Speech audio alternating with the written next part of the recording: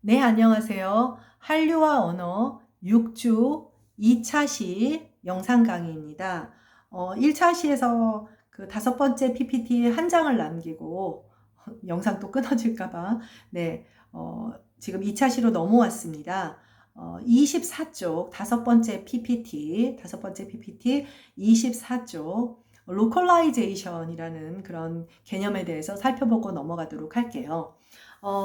이제 로컬라이제이션은 별게 아니고 해당 지역에 맞추게 된다라고 하는 거예요. 해당 지역에 예를 들면 어떤 음절 같은 것들도 보면은 우리는 그냥 쓰는 말인데 그쪽에서 들으면 욕이기도 하고 비속어이기도 하고 어떤 단어는 대변을 나타내 그렇게 되면 어떻게 됩니까? 그 음절은 피해서 다른 표현을 쓴다든가 이런 식으로 번역 작업들이나 여러 가지 조정 작업이 일어나게 되겠죠. 그래서 여러분들 왜 우리나라 현대차나 이렇게 기아차가 수출이 될 때 여기는 그랜저인데 호주에 가면 차 이름이 다르고 미국에 가면 차 이름이 다르잖아요. 그래서 우리한테는 이 음절이나 이 음상이나 이런 것들이 상관이 없는데 해당 지역에서는 약간 듣기 거북할 수도 있고 그래서 그런 식으로 그런 것들을 감안해서 명칭이나 표현들을 바꾸는 것입니다. 그런 것뿐 아니라 이거는 넓은 의미에서 로마에 가면 로마의 법을 따르라고 일단 물론 여기는 이제 여러 가지 이제 그 어떤 컨텐츠들에 대한 것으로 제안했습니다만은 그렇죠. 네. 이제 해당 지역화 굳이 우리말로 번역을 한다면 그렇게 볼 수가 있겠죠. 네, 정의적인 속성을 한번 살펴보도록 하겠습니다. 그래서 IT 기술이 발전하면 이제 매뉴얼, 소프트웨어, 홈페이지 등을 현지화하는 작업의 수요가 굉장히 크게 돼요. 그래서 로컬라이제이션이라고 하는 것은 제품, 서비스를 특정 지역의 문화, 법률, 언어 및 기술 요구 사항에 맞게 개정을 하는 것을 말합니다. 현지화. 해당 현지화. 네, 그래서 세계 각국의 고객들에게 일관된 정보를 제공할 수 있도록 하는 그런 것을 로컬라이제이션이라고 해요. 그러니까 우리가 어떤 한류 콘텐츠를 하나 내보낸다 하더라도 이게 아르헨티나로 가느냐 아니면 모로코로 가느냐에 따라서 굉장히 다르게 작업이 이루어져야 한다라는 것이죠. 그래서 그런 것들을 이야기하는 겁니다. 그 다음에 로컬라이제이션은 다음과 같은 단계로 구성이 된대요. 첫째, 현지 언어 상황에 적합한 요구사항을 찾기 위해 목표 시장을 점검하고 그 다음에 둘째, 조정할 부분을 결정하기 위해 제품을 분석하고 셋째, 텍스트 및 기타 언어 문화적 차이가 있는 자료를 추출하고 넷째, 추출한 요소를 번역하고 수정해서 다섯째, 새로운 해외 시장 콘텐츠를 적용할 수 있는 핵심 제품도 조정하고 그 다음에 마지막으로 새로운 해외 시장 버전이 국내 제품의 성능 기준에 맞는지를 텍스트한다. 그러니까 이게 그래서 지금 우리 가깝게는 우리나라 지금 뭐죠? 검사 검사 키트 같은 경우도 그냥 키트가 다 똑같은 거 아니야? 이렇게 그냥 다 수출하고 그럴 수 없고 해당 지역에서 인가를 받고 하는 과정들이 사실은 다 조금씩 차이가 있는 거예요. 제품마다.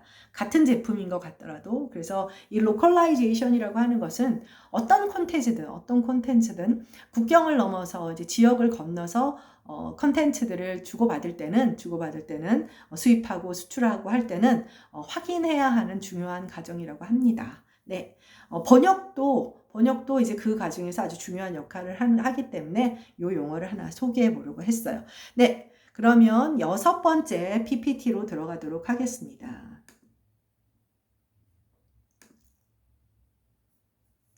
네.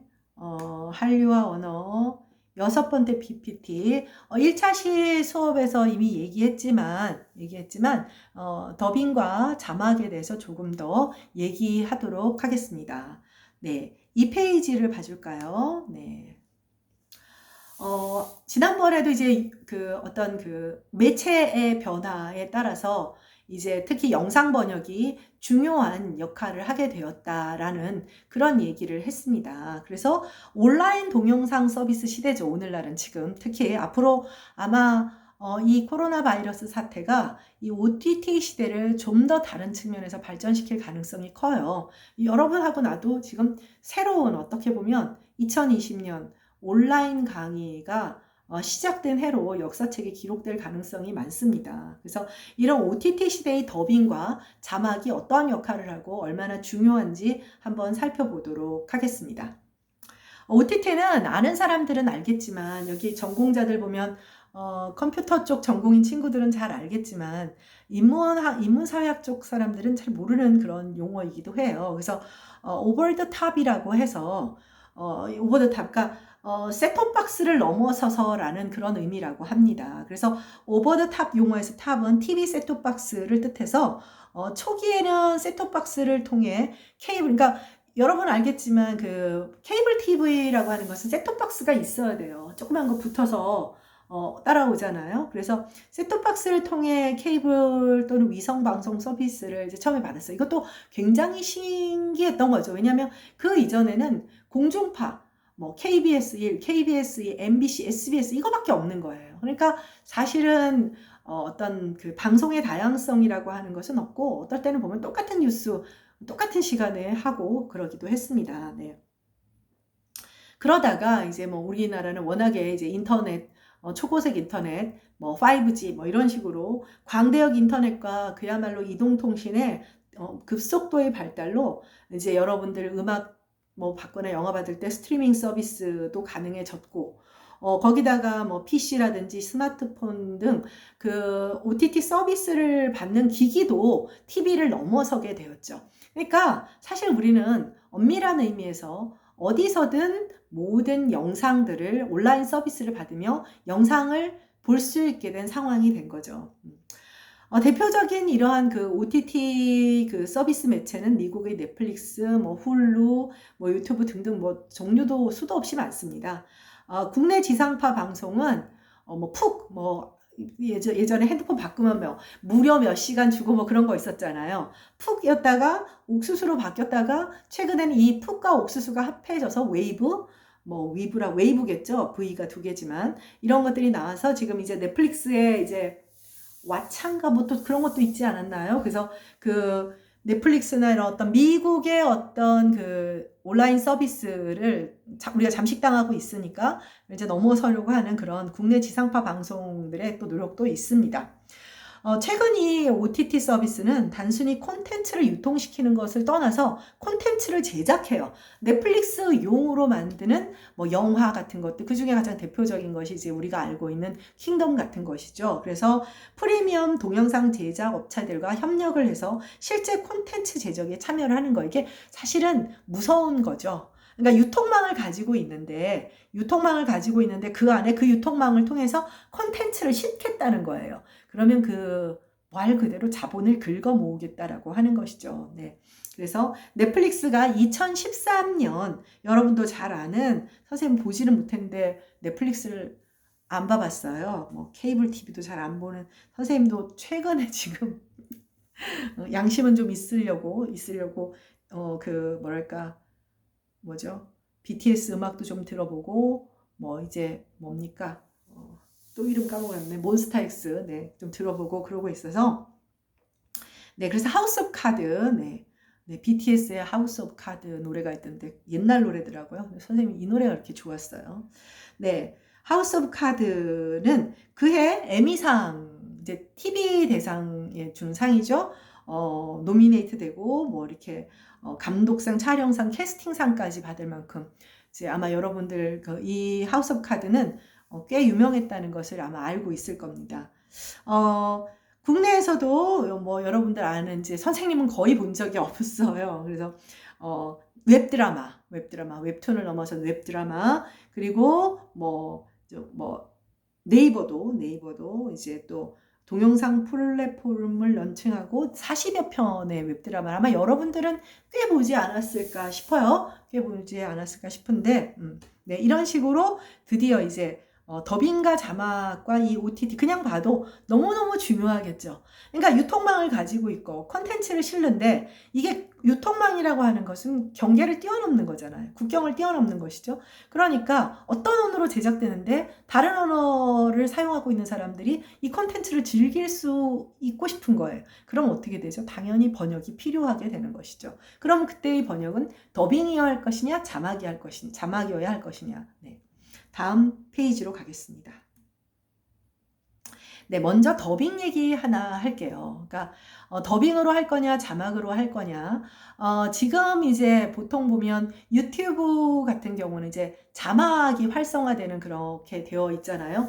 그래서 이제 뭐 우리 프로그램을 보고 싶어 하는 사람, 외국 사람들은 자막을 활성화시켜서 이제 보기도 하고, 우리 같은 경우는 이제 뭐 영어, 뭐 한국어 자막은 유튜브는 아니지만 뭐 이제 상대적으로 뭐 번역을 하거나 어찌되었건, 그래서 반면에 아직도 이제 그 더빙이 필요한 부분이 없지 않아 있습니다. 없지 않아 있어요. 어느 쪽에 더빙이 많이 필요한, 우리가 아니라요, 우리 컨텐츠를 수용하는 쪽에서, 그러니까 한류 컨텐츠를 소비하는 쪽에서 더빙이 필요해요. 더빙이 필요해요. 그 더빙이 필요한 이유는 이제 요번 주에 이제 로마자 표기법이나 로마자의 사용 부분에 가보면, 아, 그들은 그래서 자막에 익숙치 않구나 라는 것을 알게 될 겁니다. 더빙 얘기를 좀 더 할게요.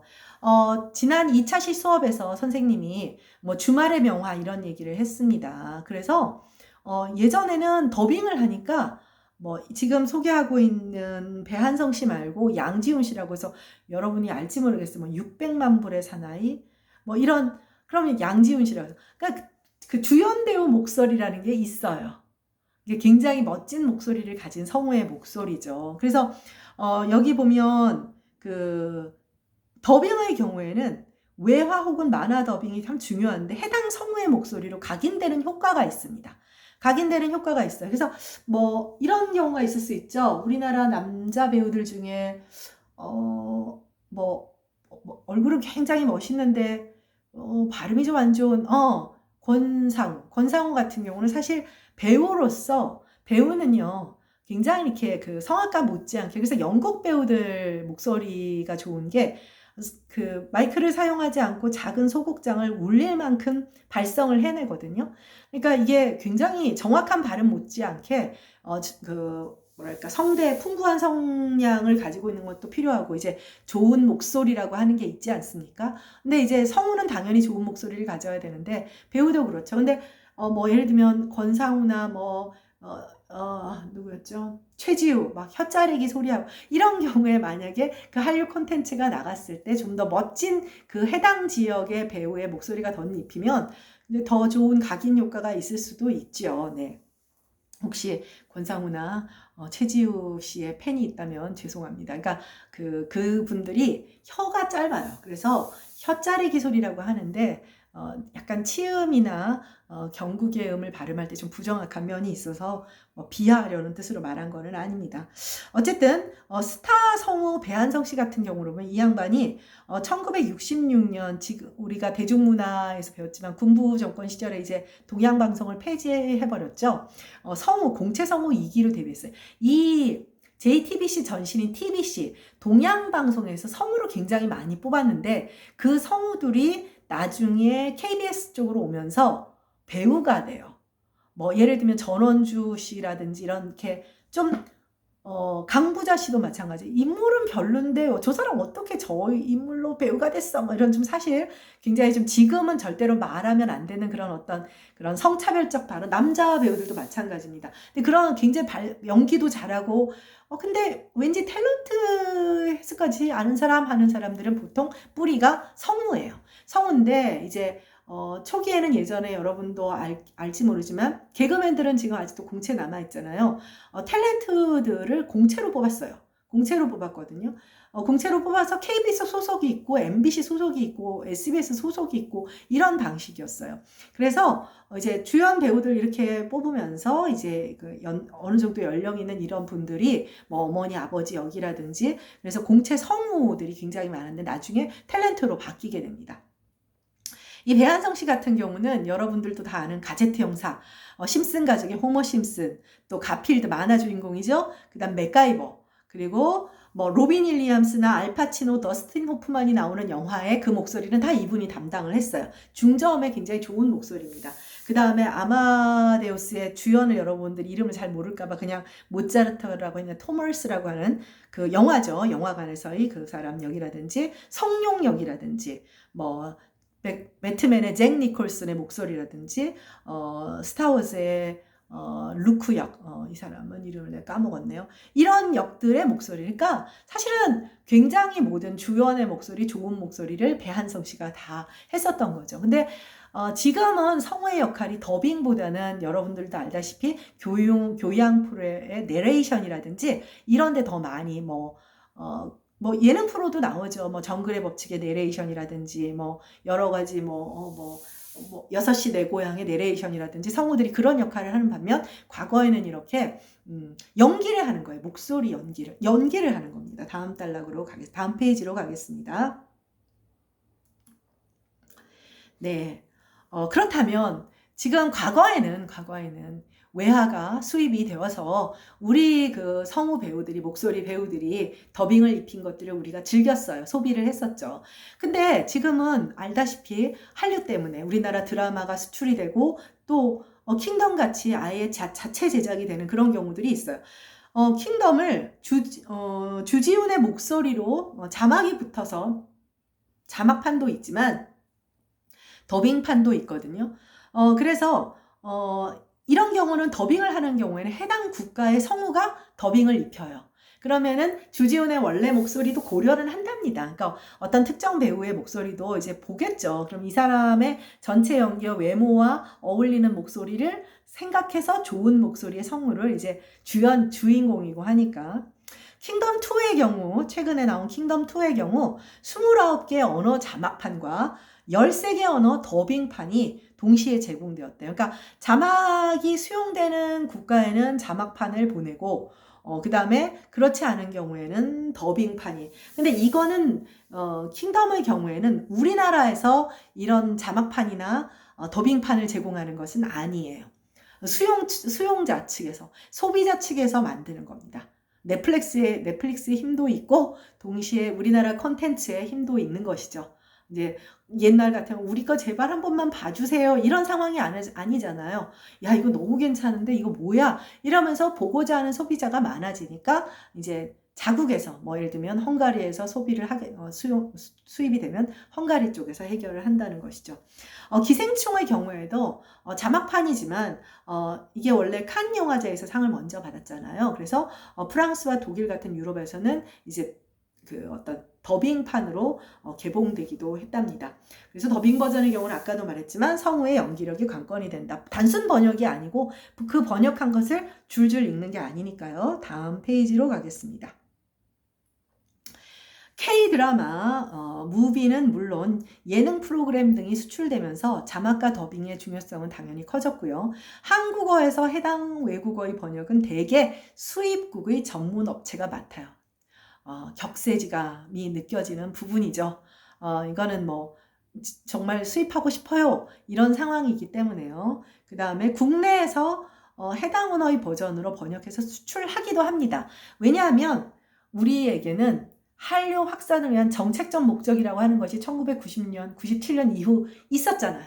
그러니까 사실 이제 서구에서 특히 영미 유럽이나 이제 북아메리카 쪽에서 뭐 미국이나 캐나다, 유럽 쪽에서 예를 들면 케이팝이나 이런 어떤 소위 코리안 웨이브 한류에 대해서 부정적인 건 뭐냐면 어떻게 문화가 국가적인 책략에서 이렇게 수출 상품처럼 만들어지느냐. 얘네들은 문화 상품도 자동차 만들듯이 스마트폰 만들듯이 수출하는구나. 그래서 굉장히 좋지 않게 보았던 거예요. 좋지 않게 보았는데 영화의 경우에는 그래도 뭐 감독상은 뭐 메이저한 감독상을 받기도 했죠. 영화의 경우는 그래도 오히려 아카데미는 아니더라도 유럽의 칸느나 베를린이나 뭐 이런 데서 상을 좀 받기도 했어요. 근데 이게 이제 BTS를 통해서 얘네들은 공장에서 찍어내는 이쁘고 잘생긴 주어진 것만 춤추고 노래하는 그런 인형이 아니다. 쓰고 버려지는 말 그대로 이제 패스트 패션 같은 패스트 뮤직이 아니다. 뭔가 이들에게는 철학이 있다. 뭐 이러면서 이제 우리가 처음에 배웠던 언더독에 열광하는 특히 미국 문화와 잘 매칭을 하면서 좀 더 거대한 팬덤을 형성하게 된 것 같아요. 이 정책의 일환이라고 하는 게 사실 따지고 보면 선생님 같은 경우도 그렇게 생각을 합니다. 문화를 어떻게 정책적으로 얘기할 수 있느냐라고 하는데 지금 와서 보면 다소 어느 정도의 너무 적극적으로 전면에 나서지 않는 측면에서의 후원은 하는 정도는 필요한 것이 아닌가. 뭐 그 연 매출이라든지 뭐 BTS 같은 경우 웬만한 중소기업의 매출을 이뤄내고 또 국가 이미지 제고에 엄청난 역량을 국가 이미지 제고에 엄청난 그런 힘을 보태잖아요. 그렇다면 너무 전면적으로 속보이는 것이 아니라면, 왜냐하면 어떤 나라나 외교적인 활동 가운데 문화원이라고 하는 게 있어요. 뭐 독일 문화원, 독일 대사관이면 프랑스 대사관이면 프랑스 문화 다 있거든요. 자국 문화에 대한 홍보라고 하는 것은 언제나 있기 마련입니다. 근데 이제 약간 어떻게 보면 서구에서 우리를 좀 폄하해서 보는 것과 일맥상통하는 것 같아요. 이해가 좀 빗나갑니다만은 요즘 그 한국의 그 어떤 K 방역이라고 합니다. 뭐 K 좀비, K 방역, K 프루트 뭐 붙는 것들이 너무 많아서 어쨌든 뭐 한국이 지금 코로나를 잘 대처함으로써 앞으로 더 잘 대처해야 되죠. 방심하면 싱가포르처럼 방심하면 안 되는데 잘 대처를 하는 바람에 이거는 굉장히 어떤 인간 생명의 존중과 관련이 있는 것이잖아요. 인권과 사람의 생명과 관련되는 것이니까 그런 측면에서 다른 어떤 그런 국가의 역량이나 문화적 이상보다 더 큰 홍보가 됐던 것 같아요. 그래서 뭐 어디서 봤는데 뭐 달고나 커피? 그거 여러분 해봤어요? 그 달고나 커피 그거 저기 커피 우유인데 그게 그렇게 또 그 여러 유튜브나 이런 걸 통해서 유럽이나 집에 있으니까 뭐 우리보다 글쎄요 과연 선진이라고 할 수 있을지 모르겠지만 이게 참 그래서 큰 영향을 발휘하고는 있는데 그래도 뭐 일부 이제 유럽 보수 세력이나 이런 경우에는 한국의 그 위치 추적 시스템이 인권 침해다. 뭐 이런 측면에서 뭐 굉장히 뭐 전체주의적 국가처럼 취급하는 경우도 있다고 합니다. 아무래도 군부 독재의 이미지가 많이 남아있고, 그러다 보니까 좀 그런 것 같긴 한데, 사실은 그 배경에는, 어떤 그 서구 문화권의 오만함도 있어요. 오만함도 있고, 또 우리 한국 사람들이 국가적 열등감이 있어요. 국가적 열등감이 있고 정말로 우습게도 그렇게 미국의 인정을 받고 싶어 한다고 합니다. 네, 선생님이 얼마 전에 사설을 읽다 보니 뭐 반미 하면서도 그래서 사실 이제 이런 부분들이 우리도 좀 뭐랄까 자부심을 가지고 자연스러운 차원에서의 정책적 후원은 계속해야 되겠죠. 네. 네, 그 다음 이런 일들을 이제 특히 이제 정책의 일환으로서 우리가 해당 언어의 버전으로 아예 만들어서 수출하는 경우가 있어요.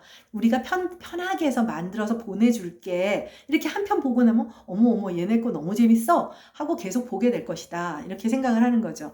이러한 일을 담당하는 것이 아리랑 TV의 미디어 컨텐츠 제작팀입니다. 아마 아리랑 TV는 여러분들이 그 케이블 TV 막 돌아가다 보면 아리랑인데 이제 영어 말을 하는 경우도 있고 이거 아리랑 TV 말고 KBS 월드라고 하는 것도 있어요. 비슷한 기능을 하는 것인데 이제 아리랑 TV가 훨씬 더 선구자적인 그런 역할을 하죠. 그래서 아리랑 TV에는 성우팀이 아예 존재한다고 합니다. 영어, 러시아, 아랍어, 베트남, 태국어, 인도네시아처럼 한류 컨텐츠를 특히 선호해서 수입하는 그런 지역에 이제 성우들이 있어요. 그러니까 이 성우들은 더빙을 해야 되니까 한국인보다는 어떻겠습니까? 굉장히 이제 여기에 살고 있는 자, 대장금을 더빙을 하려고 해. 그러면 대장금을 이란에 보내려고 하는 거예요. 그러면 여기에 살고 있는 아랍어를 사용하는 이란 사람이든 뭐 어느 나라 사람이든 사우디아라비아 사람이든 그 사람이 와서 이제 더빙을 하게 되는 것이죠. 그래서 아예 전담 팀이 있고 굉장히 이렇게 그 활발한 컨텐츠 생산을 하고 있다고 합니다. 네, 다음 페이지로 가도록 하겠습니다. 네, 한국 콘텐츠 진흥원이라고 하는 것도 있어요. 한국 콘텐츠 진흥원이라고 하는 것도 있는데 여러분들 이런 수업 들으면서 향후 취업에 대한 것도 한번 생각해 보세요. 이런 데는 뭐 대규모로 뽑는 것은 아니지만 의미 있는 직장인 것 같아요. 있죠. 그리고 공기업이죠. 사실 취직하기가 어려워서 그렇지 아리랑 TV나 한국콘텐츠진흥원은 네, 한국콘텐츠진흥원은 아주 속보이는 데입니다. 말 그대로 한류 확대를 목적으로 해외 배급 지원 사업의 일환으로 이제 만들어진 곳이에요. 그래서 한류 콘텐츠가 잘 알려지지 않은 구소련 연방 국가 90년대는 그랬는데요. 사실은 지금은 그 우즈벡이나 또 이런 그 중앙아시아 쪽이죠. 구소련 연방 국가라고 하는 거는 뭐냐면 이제 러시아로 분리되면서 이제 영토가 축소된 거예요. 그래서 그 주변에 주로 이제 우리나라 고려인들이 살고 있는 지역도 많아요. 그래서 그런 이제 그 중앙아시아 쪽 거기 또 영어권의 아프리카 지역.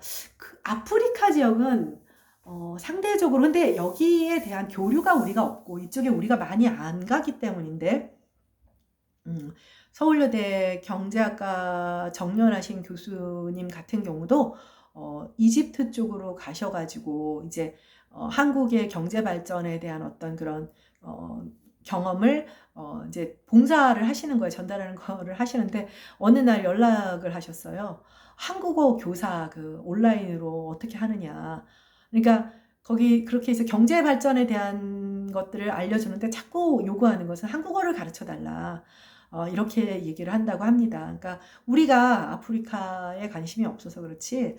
네, 어쨌든 네, 그렇고 그다음에 일부 중동 지역 같은 경우는 이제 여러분들 알다시피 상황이 좋지 않으니까 네, 그래서 뭐 이렇게 자막판과 더빙판을 상황에 맞게 제공하고 있습니다. 뭐 지금 최근 코로나19로 인해 온라인 플랫폼의 증가로 자막과 더빙의 중요성이 더욱 커졌고 우리가 자막과 번역을 어떻게 우리가 이제 특히 우리 입장에서 한류 콘텐츠를 만드는 입장이고 어찌되었건 우리는 메이저 랭귀지는 아니거든요. 그러니까 우리가 소비자들이 알아서 우리 거 소비하고 니들이 알아서 더빙 붙이고 번역 붙여라고 하는 것은 정말 뭐 엄청난 인기를 끌고 있는 컨텐츠를 제외하고는 쉽진 않죠. 그래서 우리 언어를 한국어를 사용하는 경우에는 끊임없이 더빙과 자막판을 양질의 더빙, 자막 번역을 만들어내는 것에 대한 고민이 필요합니다.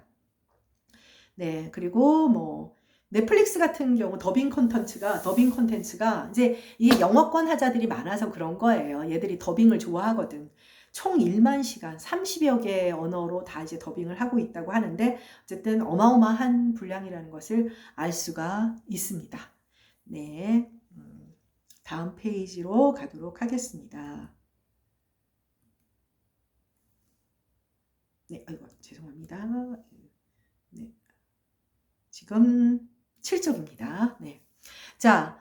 자막이냐 더빙이냐 이제 우리가 2차시 수업에서 자막도 더빙도 제한된 글자 수 그러니까 제약이 있다는 거죠. 물론 우리가 앞에서 배웠던 영상 번역이 아닌 문학 번역도 뭐 실용 번역이나 문학 번역도 분명히 제한은 있는데 글자 수 제한이 기왕이면 200페이지를 넘기지 마시오. 원전은 200페이지인데 번역을 해서 400페이지는 넘어가지 않습니까? 이런 거죠. 그러니까 뭐 200페이지인데 250페이지 번역을 하다 보면 좀 더 길어지죠. 왜냐하면 컨텍스트를 이해시키기 위해서 하다 보면 우리도 여러분들 그 번역이 아니라 독해나 해석을 해보면 그렇잖아요. 길어지잖아요. 근데 이건 그게 아니라 몇 글자. 그러니까 뭐 영화 스크린의 오른쪽에 어느 분량 안에 밑에 분량 안에 이렇게 되니까 글자 수의 제약이 근데 그 안에서 예를 들면 영화에 자막이나 더빙을 붙일 때는 또 더빙은 음절수 확인해야 되고 그러면서 그 어떤 작품이 가지고 있는 어떤 정보뿐 아니라 심미적 속성까지 같이 전해야 되는 거예요. 같이 전해야 돼요.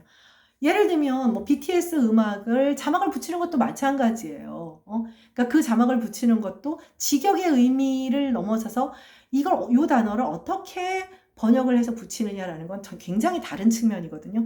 노래를 이해하거나 영화를 이해하는데 전혀 다를 수가 있겠죠. 어쨌든 그런 문제는 있습니다만은 자막과 더빙은 또 각각의 장단점이 있어요. 그러니까 자막을 선택할 거냐 더빙을 선택할 얘네 둘 다 제약이 있지만 어느 걸 선택할 거냐의 문제 또한 있다는 거죠. 그러니까 자막은 오리지널 콘텐츠를 그대로 전달하는 장점이 있어요. 자, 아까 뭐 예를 들면 어떤 배우가 여러분들 혹시 제레미 아이언즈라는 배우를 아나요? 제레미 아이언즈가 옛날에 다이하드였던 것 같은데 이 영화에서 이 사람이 독일식 영어를 너무 멋지게 구사를 했대요. 근데 사실 또 보면은 영어가 조금 다르게 들려요. 근데 만약에 더빙을 붙였다 그러면 어떻게 됐겠어요? 그 사람의 그 제레미 아이언스가 굉장히 노력했던 독일식 영어 발음을 전혀 확인할 수가 없는 거죠. 전혀 확인할 수가 없는 거죠. 그러니까 물론 나 어차피 영어 모르니까 뭐라 해도 상관없다라고 얘기하면 뭐 그렇지만 이 영화에 좀 더 천착하고 싶다. 저 배우의 연기를 좀 더 들여다보고 싶다라고 할 때는 오리지널 텍스트, 오리지널 콘텐츠만한 것은 없죠. 잘 됐건 잘못되었건. 자막은 또 드라마나 반드시 그렇기 때문에 영화의 배우의 연기를 그대로 우리가 감상할 수 있습니다. 더빙의 경우 그런 측면에서 굉장히 비난을 받아요. 그러니까 원전을 손상시킨다. 근데 더빙의 경우 잘 한다면 정말 이게 문제는 잘 한다면 예를 들면 독일어식 영어 발음을 이해 못하는 경우에는 그거 듣는 것보다는 막 자막 읽느라 정신없는 것보다는 아주 멋지게, 그러니까 예를 들면 그 발음이나 이런 것들도 뭔가 한국어로 더빙을 하면서도 느낌이 좀 다르게, 뭐 사투리는 아니더라도 뭔가 뭐 독일식 병정 같은 딱딱한 발음을 이렇게 전달을 해주거나 한다면 훨씬 더 이해를 더 높일 수도 있다는 거죠. 캐릭터의 성격을 이해할 수 있잖아요. 그러니까 더 잘된 더빙, 더 잘된 더빙 번역, 더 잘된 자막 번역. 이게 우리가 앞에서 번역을 공부할 때 번역의 정의는 배웠지만 번역을 잘한다는 것까지는 보지는 않았어요. 왜냐하면 이제 그건 나중에 조금 더 보겠지만 개념적인 걸 먼저 봐야 하니까. 더빙 제작은 그리고 여러분이 생각해도 인건비 더 들 것 같아요? 안 들 것 같아요? 당연 더 들죠. 왜냐? 자막은 뭐 한 사람이 됐건 두 사람이 됐건 번역을 해서 글자 수 맞춰서 주면 되잖아요. 더빙은 성우가 필요해요. 그쵸? 그리고 성우뿐 아니라 그것을 번역하는 사람이 필요해요. 그냥 봐도 인건비만 해도 사람만 해도 2명이 더 든다. 한 명 한 명 더 들 것 같잖아요. 자, 그런데 뭐 번역은 혼자 하지만 배우가 한두 명이에요. 물론 여러분들 그 더빙 성우들은 주인공 한다고 주인공만 안 해요. 뭐 다른 사람 역도 하고 조금씩 다 나눠 맡아서 하지만 보통 10배 정도 제작비가 더 든다고 합니다. 그러니까 더빙은 굉장히 공이 많이 되는 거죠. 그런데 미국의 경우 넷플릭스 시청자들은 7, 80%가 더빙 버전을 선택한다고 합니다. 여기에 대한 얘기는 아마 다음 차시에서 우리가 로마자 표기법과 관련해서 설명을 좀 더 하게 될 것 같습니다. 네, 이번 차시 수업은 여기에서 마치도록 하겠습니다. 수고했습니다.